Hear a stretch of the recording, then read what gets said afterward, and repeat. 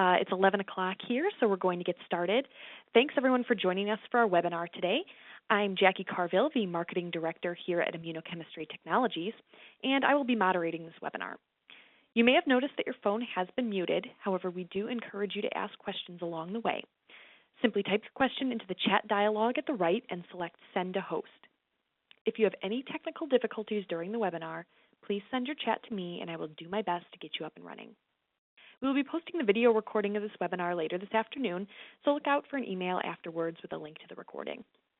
And finally, look out for a special discount offer available only to webinar attendees at the end of the presentation today. Now I'd like to go ahead and introduce our speaker, Dr. Kristi Strandberg.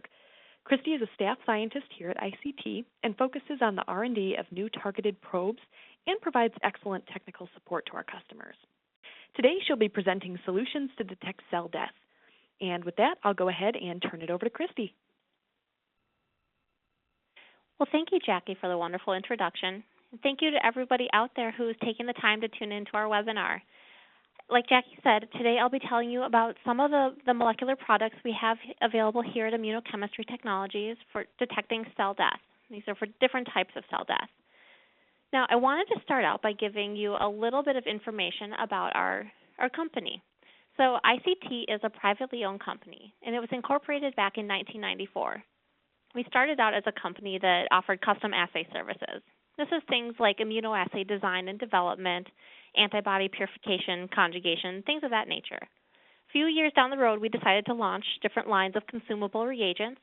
These are things like different types of ELISA solutions, wash buffers, blocking buffers, conjugate stabilizers, things of that nature. We also launched a line of cell permeant fluorescent probes for detecting cell death. And that's going to be the focus of the majority of my talk today. So I want to talk a little bit, give some background information on programmed cell death. Programmed cell death is, a lot of our products focus on programmed cell death. So programmed cell death is traditionally broken down into two main categories, either the non-inflammatory program or inflammatory cell death pathways. Both are incredibly important for maintaining homeostasis.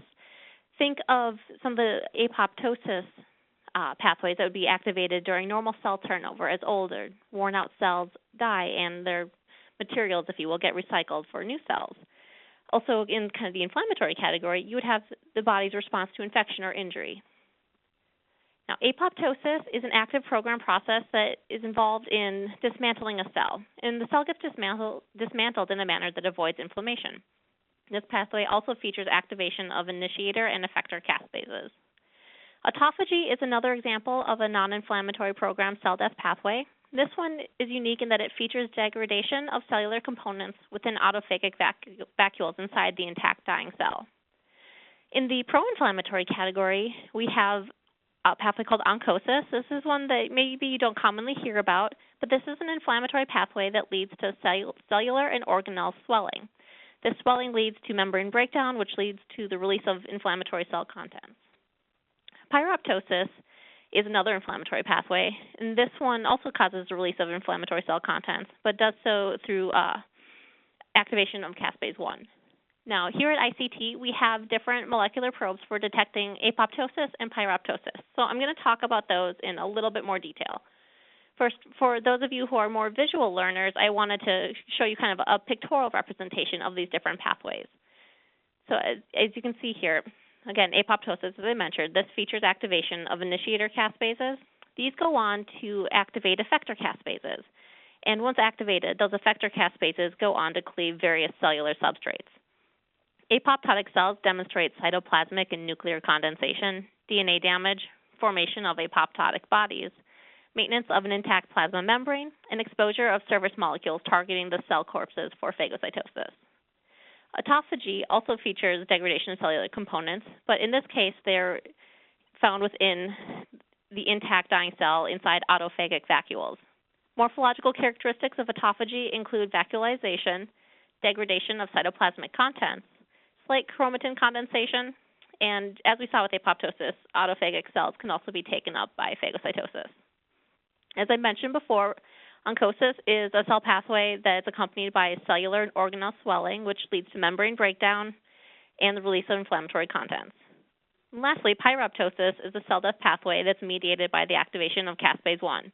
Caspase-1 is a protease that also activates inflammatory cytokines. It processes the pro-inflammatory cytokines IL-1 beta and IL-18 to their active inflammatory forms. Pyroptosis also features cell lysis and the release of inflammatory cell contents, and undoubtedly other programmed cell death pathways exist that have not yet been discovered. So because apoptosis is such a big focus, I want to talk about this pathway in just a little bit more detail. We'd break this down into two different pathways. You have either the intrinsic apoptotic pathway or the extrinsic pathway. The intrinsic pathway is activated following cellular stress, which results in a perturbation of the mitochondrial membrane.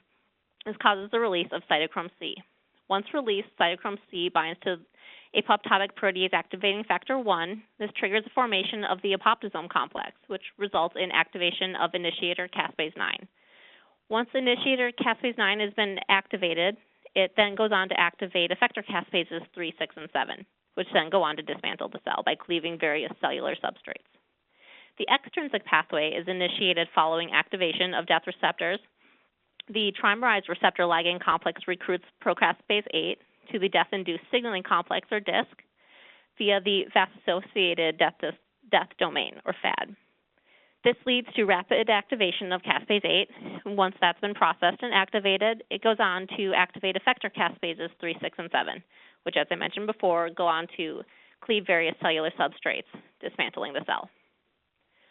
So as caspases feature in both the intrinsic and extrinsic apoptotic pathways, as well as in pyroptosis, they are something I want to talk about in a bit more detail. So caspases are a family of cysteine proteases. These are critical mediators in, as I mentioned, the apoptotic and inflammatory pathways. Caspase stands for cysteine-dependent aspartate-directed proteases. These are a unique family of enzymes that have primary specificity for aspartic acid residues. They cleave their substrates. These are usually 3 or 4 amino acid sequences that contain aspartate in the P1 position. Caspases are divided into two main groups, those that are involved in apoptosis and those that are involved in inflammation. As I've talked about before, the caspases involved in apoptosis are broken down into initiator caspase category or effector caspases. The caspases 8, 9, and 10 are initiator caspases, and as their name implies, they're involved in initiating the caspase cascade. The effector caspases 2, 3, 6, 7, and 13 are involved in dismantling the cell by cleaving different cellular substrates. Caspases 1, 4, 5, and 12 are involved in inflammatory pathways, and of particular note is caspase 1, which is responsible for initiating pyroptosis. Caspases also can activate pro-inflammatory cytokines IL-1 beta and IL-18. Caspase 1 is involved in the formation of the inflammasome. So I want to just talk a little bit more about pyroptosis and caspase 1. Caspase 1, during pyroptosis, it's cleaved and activated in response to many different types of stimuli. Once activated, caspase 1 leads to rapid formation of membrane pores that allow for dissipation of cellular ionic gradients. This causes swelling and osmotic lysis of the cell. The proforms of IL-1 beta and IL-18 are also processed by caspase 1 and released during pyroptosis. Caspase 1 activity results in cleavage of chromosomal DNA, but this fragmentation is different from that that's seen during apoptosis.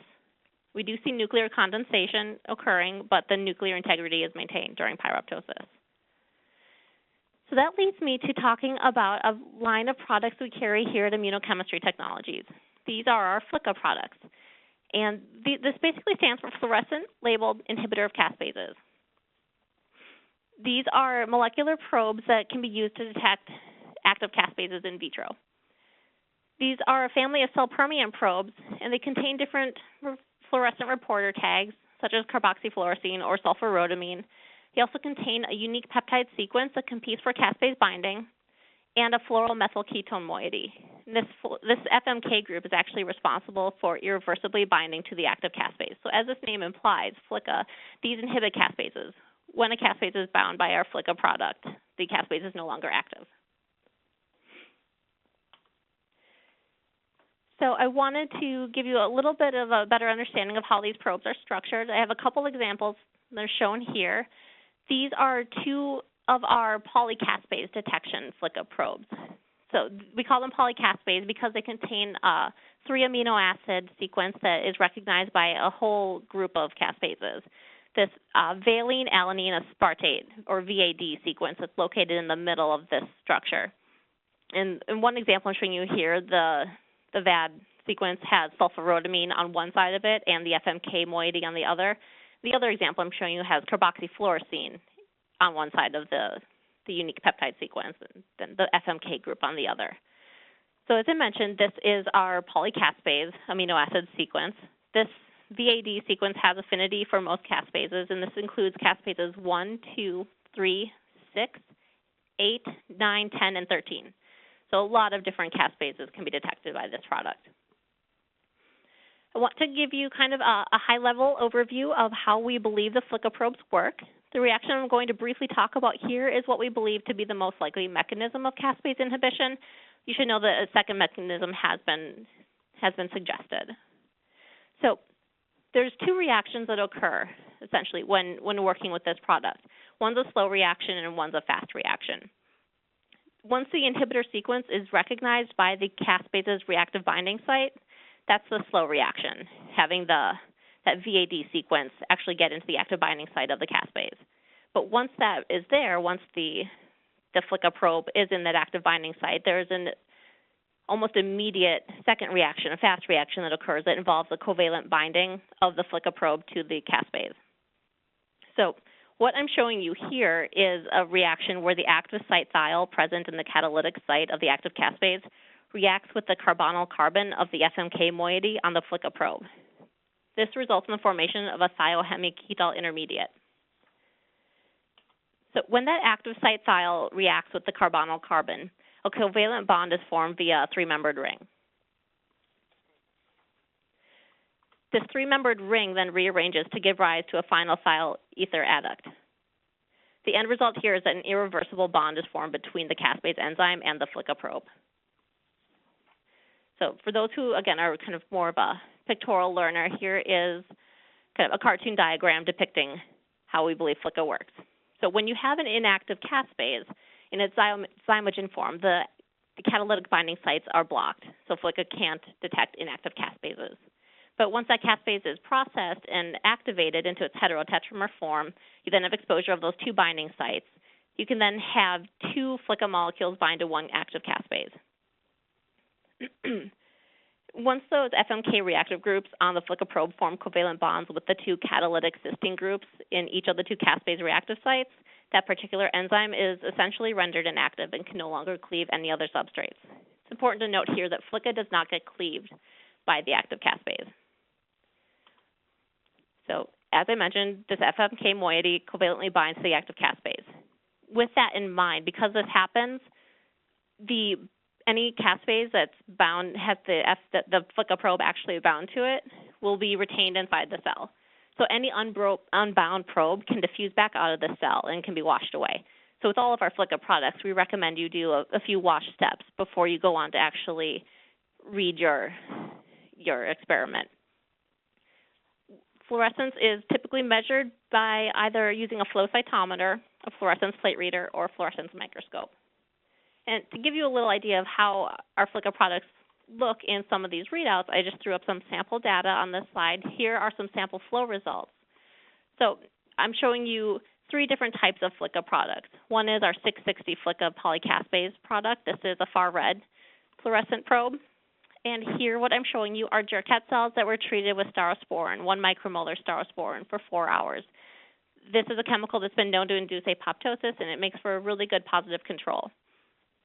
So you can see for all 3 of these graphs, the red line is untreated cells, or they were mock treated with DMSO, and then the black is the treated cells that received either staurosporin or on the far panel here, THP1 cells that were stimulated with LPS and ATP to induce apoptosis, or not apoptosis in that case. That was caspase 1 that induces pyroptosis. So you can see in all of these products there's a strong shift, an increase in fluorescence intensity in the treated cell groups as compared to the untreated controls. So here are some sample plate reader results in case you're interested in using a fluorescent plate reader as your way of measuring apoptosis. Here I'm showing you Jurkat cells that were treated again with staurosporin for 4 hours and washed, and then we were reading them on a plate reader with the excitation and emission at 550 and 590. Here we were staining with our polycaspase detection kit. This is sulfurrhodamine is the fluorescent marker here. This again has that VAD amino acid sequence, and then of course the FMK moiety. So you can see in our induced cell population there's a strong increase in fluorescence signal. Lastly, here are some sample fluorescent microscopy results. One of these images shows the THP1 cells. Here they are duly stained with our FAM FLICA polycaspase kit and hooks to stain DNA blue. So if you look at these cells, there are 3 cells showing up in this image. The cell in the very middle is the only one that we believe is apoptotic, because we can see a green, because if you remember, I'm using the FAM FLICA assay, so we would expect that to fluoresce green. Apoptotic cells would stain green for caspase activity. We also see that there are a lot of little bright blue spots. This indicates the cell is beginning to die. The DNA is fragmenting. The cell in the upper left corner is necrotic. We see no green, and we see scattered blue. And then the cell in the lower right corner, we believe, is alive and not apoptotic. This is because there's a lack of green fluorescence and one really bright concentrated blue spot that we think represents the DNA.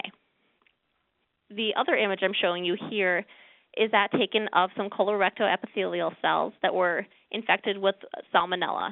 Here the authors were using a salmonella strain that's constitutively expressing M-cherry, so the salmonella stains red.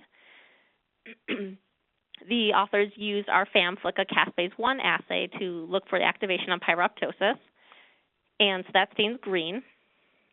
You can see, especially in these cells in the middle, that they're very heavily infected with salmonella. The authors also stained the DNA with hooks. That's the blue stain you see in this slide.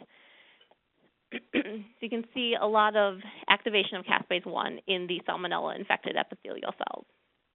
So those are just some samples of some of the results we've gotten in-house and our collaborators have gotten with our FLICA products. I want to mention, in case you're interested in being able to detect different stages of apoptosis, or also to be able to tell apoptotic cells from necrotic cells, you can combine some of the different products we have here at ICT, and if combined together, you can tell all these different groups. So what I'm showing you here is results of Jurkat cells that were either untreated or treated with staurosporin to induce apoptosis, and stained with both the FAM FLICA product and a vital dye, 7-aminoactinomycin D. This 7-AAD is a DNA binding dye. It'll intercalate into the DNA. So if cells are healthy and alive, you'll see them in the lower left quadrant when you do flow cytometry. Now, these cells won't be showing up much activity for the FLICA. There's not much on the FL1 channel, which is where you would read the FAM FLICA product, and there's not much activity on the FL3 channel, which is where you would read 7-AAD. If cells are entering into early apoptosis, you would see an increase in the FL1 signal, suggesting an increase in caspase activity, but you don't see an increase in the 7-AAD. If cells are entering into late apoptosis, you would see both an increase in the FL1 and the FL3, implying you're staining with both the FLICA product and the vital dye. And cells that show up in the upper left quadrant would be negative for FL1, negative for the caspase detection, but taking up the DNA dye. So they are not able to exclude this dye from their membranes. So that is something to keep in mind should you want to get a little bit more information about how exactly your cells are dying, if they're apoptotic or necrotic. And with that, I want to pause for a minute and maybe take some questions that have been coming in before we move on to talking about some different types of cell death products we make here at ICT. So I'm going to turn it over to Jackie for some questions. Yeah, thanks a lot, Kristi. We've had lots of questions chatted in, so just want to point out ahead of time, if we're unable to get to your question during the question breaks today, we'll definitely follow up with you after the webinar with a specific email on that question. But just to start, we do have a few questions here, Kristi.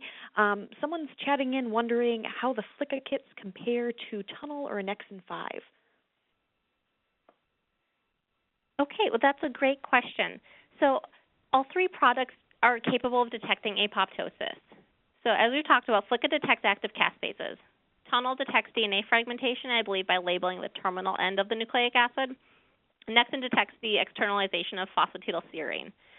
Since caspase activation occurs before DNA fragmentation and phosphatidylserine externalization, if you were really interested in being able to detect apoptosis earlier than later, I would say go with the FLICA product over Tunnel or Nexin. Great, thanks, Kristi. We have another question here on how specific are the FLICA reagents for each caspase? Okay, well, that's another great question. So these probes will initially react with their target caspase, and that's based on that amino acid sequence that the FLICA probe contains. That amino acid sequence was picked because it had a high affinity for that specific caspase. However, it's important to remember that these enzymes can be a bit promiscuous, and over time, these probes do become less specific. The longer the reagent's incubated inside the cell, the more likely it will be to start to bind to other caspases and enzymes.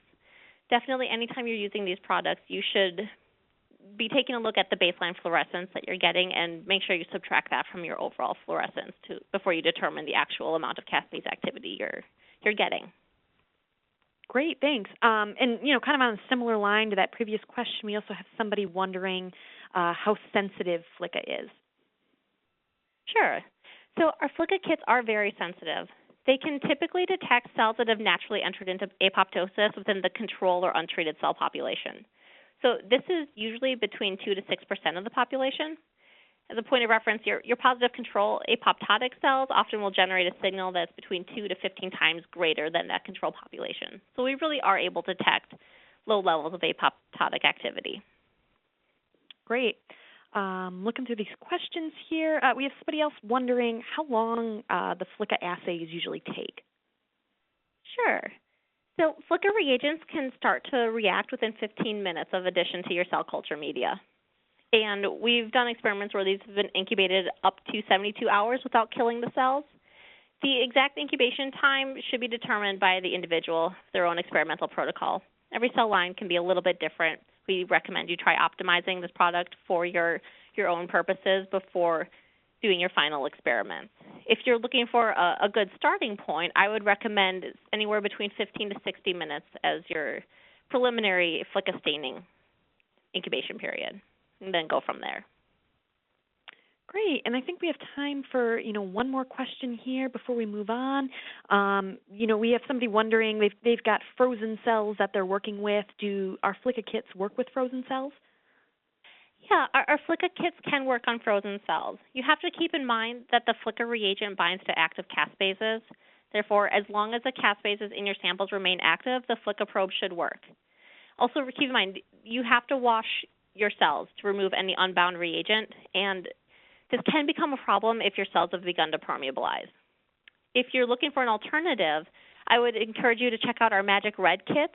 These work much better, as in this situation you don't have to wash out any unbound probe.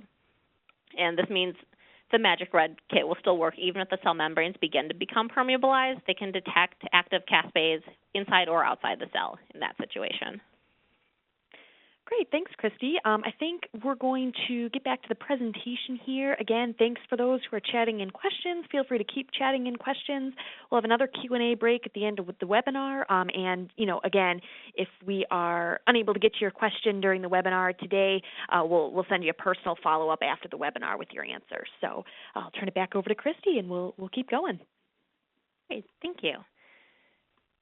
So one of those questions is actually a great segue here. I'm going to take a moment and talk about some of our Magic Red caspase detection kits.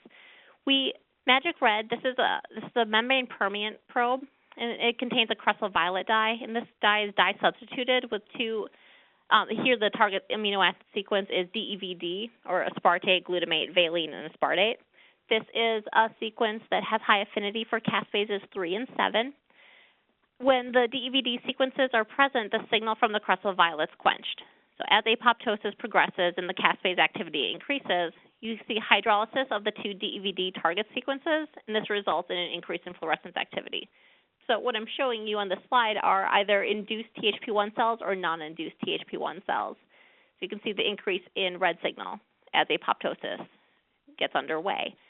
It should I do want to point out, since this differs quite a bit from FLICA, in the case with FLICA, the caspase was inactivated. In the case with Magic Red, the probe is actually the substrate that gets cleaved by the active caspase. So after being cleaved, that caspase is still there and is able to cleave other substrates.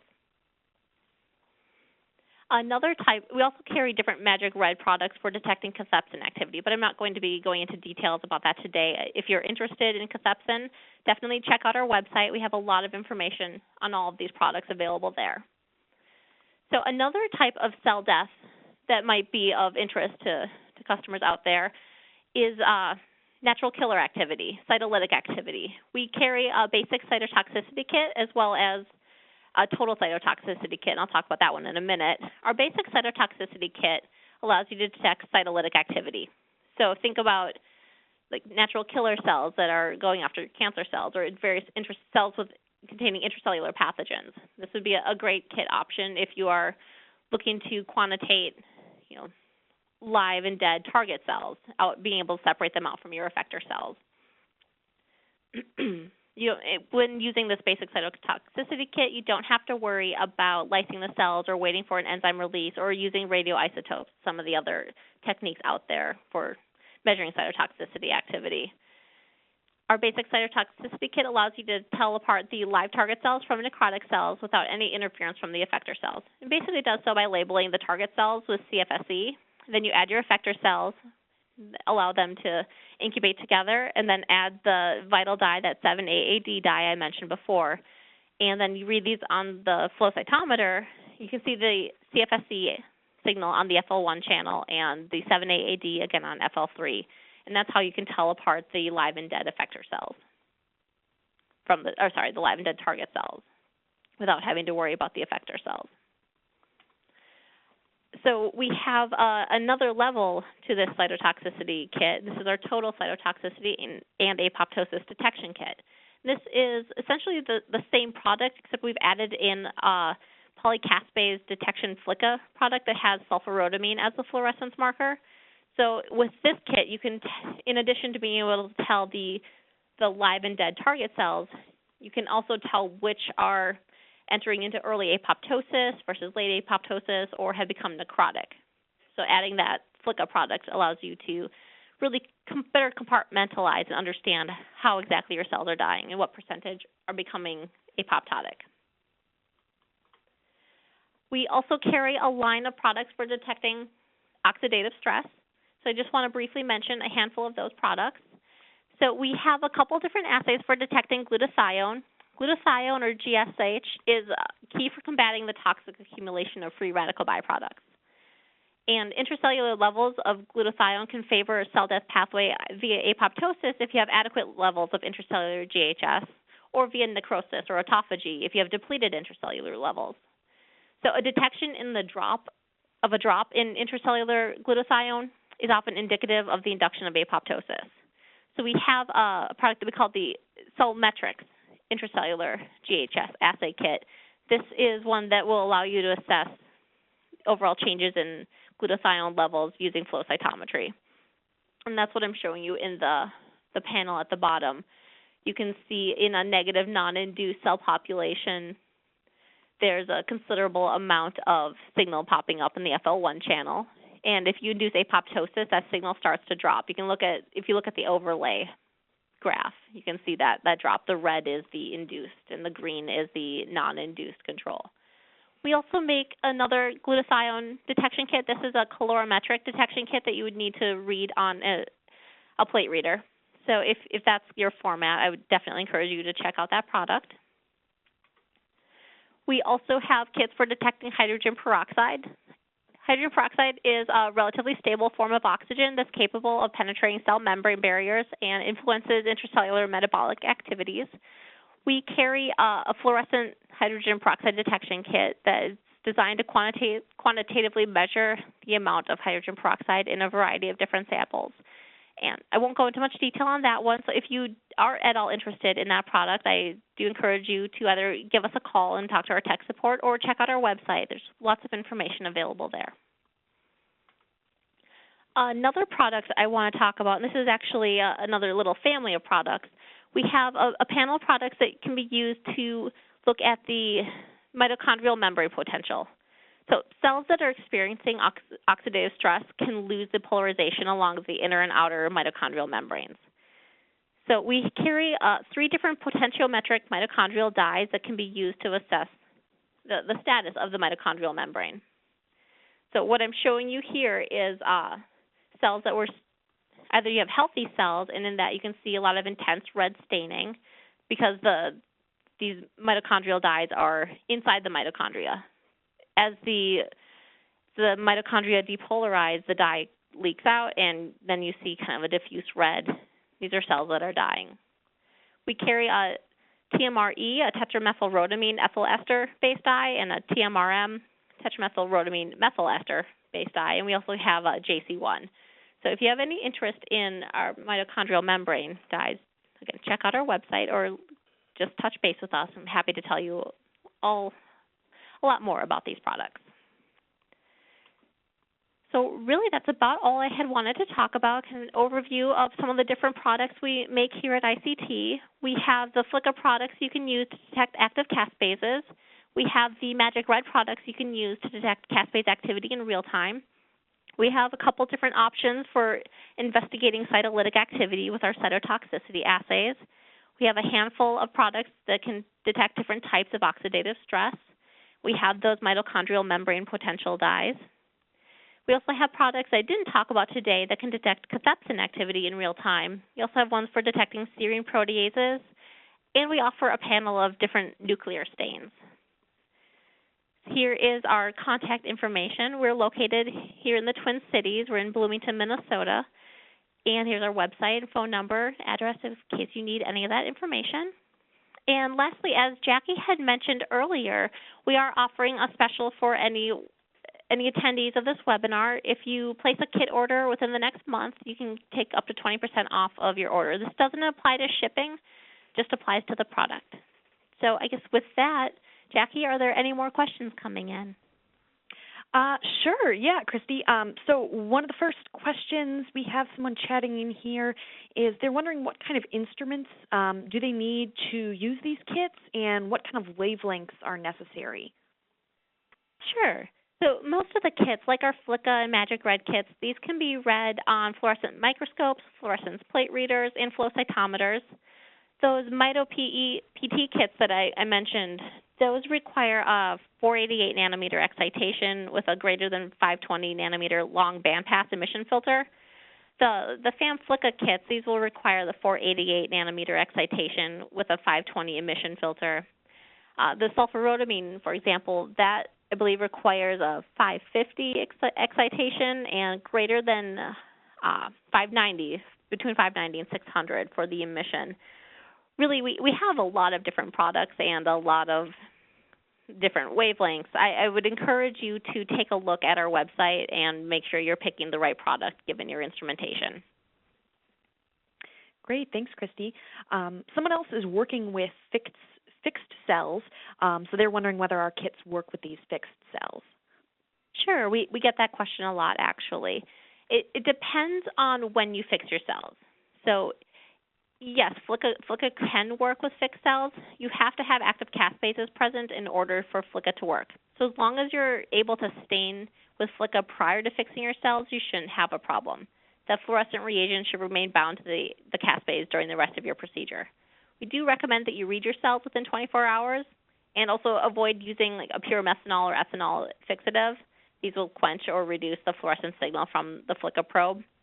We do include formaldehyde-based fixative in all of our FLICA kits, and if that can work for your purposes, I do encourage you to use that when you go to fix your cells.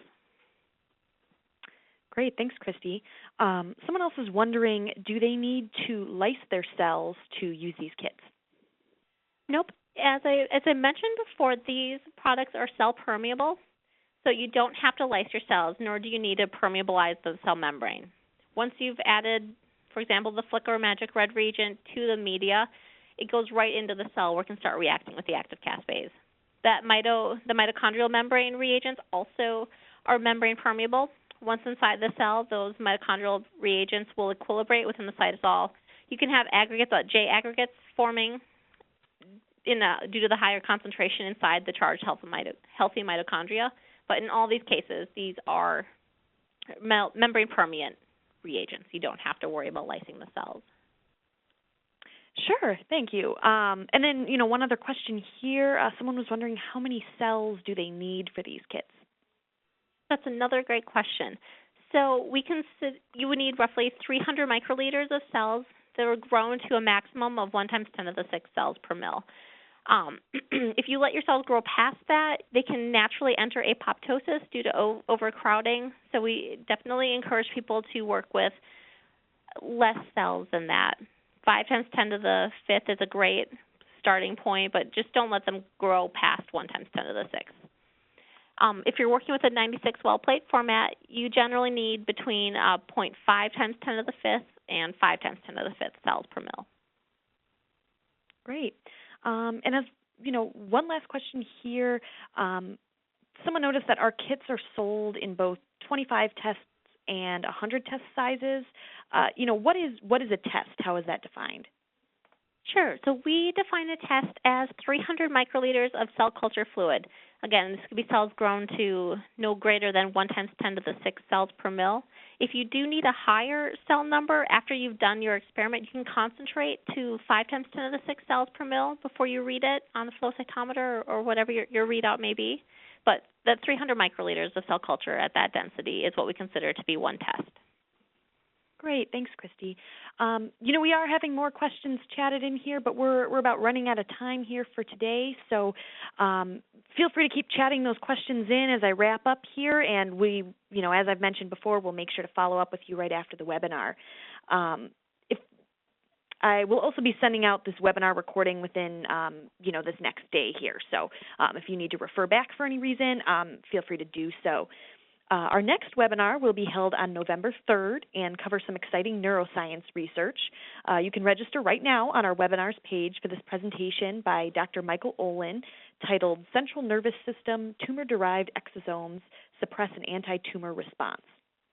And again, as Kristi mentioned, if you did like the products you learned about in today's webinar, please take advantage of our discount code webinar1 to take 20% off your order of any of our assay kits. If you can think of any questions after the webinar, or you have ideas for future webinars or comments, please fill out the Contact Us form on our website, or you can reach us through social media on Facebook, LinkedIn, or Twitter. And thanks again, everyone, for joining us, and have a wonderful afternoon.